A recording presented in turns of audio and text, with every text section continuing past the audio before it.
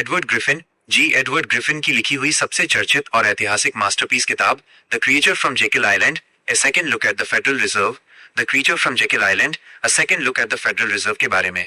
जरा एक पल के लिए ठहरिए और खुद से एक बहुत ही बुनियादी और चौंकाने वाला सवाल पूछिए।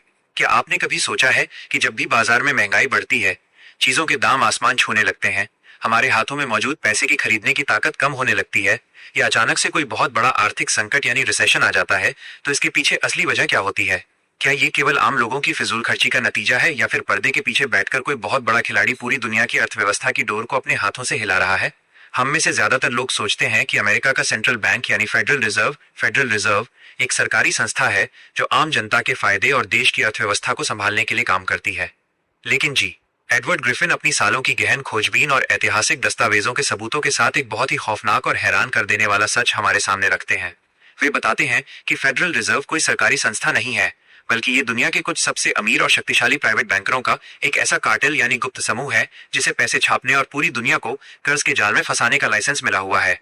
लेखक कहते हैं कि अगर आप महंगाई, टैक्स, कर्ज और दुनिया के वित्तीय संकटों से खुद को बचाना चाहते हैं, तो आपको इस जेकिल आइलैंड के राक्षस यानी फेडरल रिजर्व के काले सच को समझना ही होगा। लेखक जी एडवर्ड ग्रिफिन अपनी किताब की शुरुआत नवंबर 1910 की एक बेहद रहस्यमयी और गुप्त घटना से करते हैं।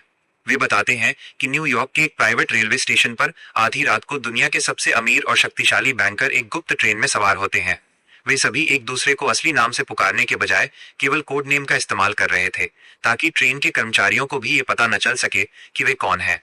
उनका ठिकाना था जॉर्जिया के तट पर स्थित एक सुनसान और आलिशान द्वीप जेकिल आइलैंड। लेखक बताते हैं कि उस गुप्त मीटिंग में दुनिया के सबसे बड़े बैंकिंग घराने जैसे जेपी मॉर्गन, रॉकफेलर और रोथस्चाइल्ड के प्रतिनिधि एक साथ 9 दिनों तक एक बंद कमरे में गुप्त रूप से इकट्ठा हुए थे। उनका मकसद देश की भलाई करना नहीं था, बल्कि एक ऐसा कानून तैयार करना था जो बैंकिंग के क्षेत्र में उनके एकाधिकार को हमेशा हमेशा के लिए अमर बना दे। उसी गुप्त मीटिंग में जो खाका तैयार किया गया, वही बाद में 1913 में अमेरिकी संसद में पास होकर फेडरल रिजर्व एक्ट बना। यहाँ से पुस्तक हमें उस कड़वी हकीकत की तरफ ले जाती है जिसे लेखक फेडरल रिजर्व का असली रूप कहते हैं। ग्रिफिन समझाते हैं कि फेडरल रिजर्व नाम में फेडरल शब्द जानबूझकर जनता को गुमराह करने के लिए जोड़ा गया है, ताकि आम लोगों को लगे कि ये सरकार का हिस्सा है, जबकि सच्चाई ये है कि ये एक प्राइवेट कॉरपोरेशन की तरह काम करता है। लेखक बताते हैं कि इस सिस्टम को बनाने के पीछे 4 मुख्य गुप्त उद्देश्य थे। पहला, बाजार में उभरते हुए नए और छोटे बैंकों के कंपटीशन को पूरी तरह खत्म करना। दूसरा, बैंकों द्वारा दिए गए खराब कर्जों का नुकसान खुद उठाने के बजाय उसे टैक्स पेयर्स यानी आम जनता के कंधों पर डालना। तीसरा, सरकार के साथ मिलकर असीमित मात्रा में कागजी नोट छापने का कानूनी अधिकार हासिल करना। और चौथा, बैंकिंग सिस्टम को एक ऐसा रूप देना जहां बैंक बिना किसी वास्तविक सोने या चांदी के समर्थन के केवल हवा में से पैसा पैदा कर सके। इसके बाद पुस्तक हमें उस जादुई लेकिन खतरनाक प्रक्रिया से जोड़ती है जिसे लेखक फ्रैक्शनल रिजर्व बैंकिंग और हवा में से पैसा बनाना फ्रैक्शनल रिजर्व बैंकिंग कहते हैं। जी, एडवर्ड ग्रिफिन बड़े ही मर्मस्पर्शी और सरल तरीके से समझाते हैं कि आधुनिक बैंकिंग सिस्टम में पैसा आखिर बनता कैसे है। आम इंसान सोचता है कि जब वो बैंक में जाकर काम करता है, पसीना बहाता है, तब पैसा बनता है। लेकिन सच्चाई ये है कि जब भी सरकार को पैसे की जरूरत होती है, तो वह फेडरल रिजर्व के पास जाकर बॉन्ड्स यानी कर्ज के कागज देती है, और फेडरल रिजर्व बदले में बिना किसी संपत्ति के केवल कंप्यूटर की स्क्रीन पर बटन दबाकर करोड़ों अरबों डॉलर नए छाप देता है। इसे ही लेखक मनी आउट ऑफ नथिंग कहते हैं। जब ये कागजी पैसा बाजार में आता है, तो बैंक इसे फ्रैक्शनल रिजर्व बैंकिंग के तहत 10 गुना बढ़ाकर नए कर्ज के रूप में बांट देते हैं। इस प्रक्रिया का सीधा नतीजा ये होता है कि बाजार में नोटों की संख्या बढ़ जाती है और आपके कमाए हुए पैसे की असली कीमत यानी खरीदने की ताकत कम हो जाती है, जिसे हम और आप साधारण भाषा में महंगाई, इन्फ्लेशन कहते हैं। आगे बढ़ते हुए लेखक इस पूरी व्यवस्था के सबसे भयानक हथियार पर प्रकाश डालते हैं, जिसे वे कर्ज का अनूठा जाल और छिपा हुआ टैक्स कहते हैं। ग्रिफिन बताते हैं कि महंगाई असल में सरकार और बैंकरों द्वारा आम जनता पर लगाया गया एक ऐसा अदृश्य या छिपा हुआ टैक्स है जिसके बारे में आम इंसान कभी समझ ही नहीं पाता। जब सरकार नए नोट छापती है तो उसकी जेब में तुरंत पैसा आ जाता है, लेकिन आपके बैंक में रखा हुआ पैसा अपनी ताकत खो देता है। लेखक साफ शब्दों में कहते हैं कि इस पूरी व्यवस्था का निर्माण ही ऐसा किया गया है कि इंसान अपनी पूरी जिंदगी कर्ज चुकाने, होम लोन और क्रेडिट कार्ड के बिल भरने में घिसटता रहे। यह सिस्टम कभी नहीं चाहता कि आम इंसान कर्ज से पूरी तरह मुक्त हो, क्योंकि जिस दिन दुनिया से कर्ज खत्म हो जाएगा उसी दिन ये कागजी पैसे का साम्राज्य ताश के पत्तों की तरह ढह जाएगा। लेखक अपनी किताब के इस बेहद चौंकाने वाले और ऐतिहासिक हिस्से में फेडरल रिजर्व और दुनिया के बड़े बड़े युद्धों के बीच के गहरे संबंध के बारे में बात करते हैं। जी एडवर्ड ग्रिफिन बड़े ही मर्मस्पर्शी और साक्ष्यों के साथ समझाते हैं कि इतिहास में जितने भी बड़े युद्ध लड़े गए, चाहे वो प्रथम विश्व युद्ध हो, द्वितीय विश्व युद्ध हो या वियतनाम युद्ध, उन सभी के पीछे बैंकरों की बहुत बड़ी भूमिका रही है। लेखक बताते हैं कि किसी भी देश की सरकार के पास युद्ध लड़ने के लिए अपनी आमदनी या टैक्स से कभी भी पर्याप्त पैसा नहीं होता। युद्ध बहुत महंगे होते हैं और उन्हें जारी रखने के लिए सरकारों को खरबों डॉलर के कर्ज की जरूरत होती है। यहाँ केंद्रीय बैंक यानी फेडरल रिजर्व की भूमिका शुरू होती है। केंद्रीय बैंक युद्ध के समय सरकारों को असीमित कर्ज देता है, क्योंकि युद्ध ही एक ऐसी स्थिति है जहां सरकारें बिना किसी हिचकिचाहट के भारी भरकम कर्ज लेने को तैयार हो जाती हैं। लेखक एक बहुत ही कड़वा सच उजागर करते हैं कि बैंकर अक्सर युद्ध में दोनों पक्षों को कर्ज देते थे, ताकि चाहे जो भी पक्ष जीते या हारे, बैंकरों को दोनों तरफ से भारी ब्याज मिलता रहे। युद्ध से देशों का बुनियादी ढांचा तबाह हो जाता है, लाखों मासूम इंसानों की जान चली जाती है, लेकिन बैंकरों का मुनाफा और उनका कर्ज का साम्राज्य दिन दूना रात चौगुनी रफ्तार से बढ़ता चला जाता है। यहाँ से पुस्तक हमें बाजार में आने वाले आर्थिक उतार चढ़ाव यानी बूम और bust cycle, boom and bust cycle के असली कारण की तरफ ले जाती है। जी एडवर्ड ग्रिफिन समझाते हैं कि आम लोग और अर्थशास्त्री अक्सर सोचते हैं कि मंदी या रिसेशन अचानक आ जाता है या ये बाजार की एक स्वाभाविक प्रक्रिया है, लेकिन लेखक दावा करते हैं कि ये मंदी प्राकृतिक नहीं होती, बल्कि इसे केंद्रीय बैंकरों द्वारा जानबूझकर और योजनाबद्ध तरीके से पैदा किया जाता है। लेखक बताते हैं कि सबसे पहले बैंकर बहुत ही सस्ती ब्याज दरों पर बाजार में भारी मात्रा में कर्ज बांटना शुरू करते हैं। इस दौर को बूम कहा जाता है, जहां हर इंसान प्रॉपर्टी, शेयर बाजार और नए व्यवसायों में पैसा लगाने लगता है और लगता है कि सब कुछ बहुत समृद्ध हो रहा है।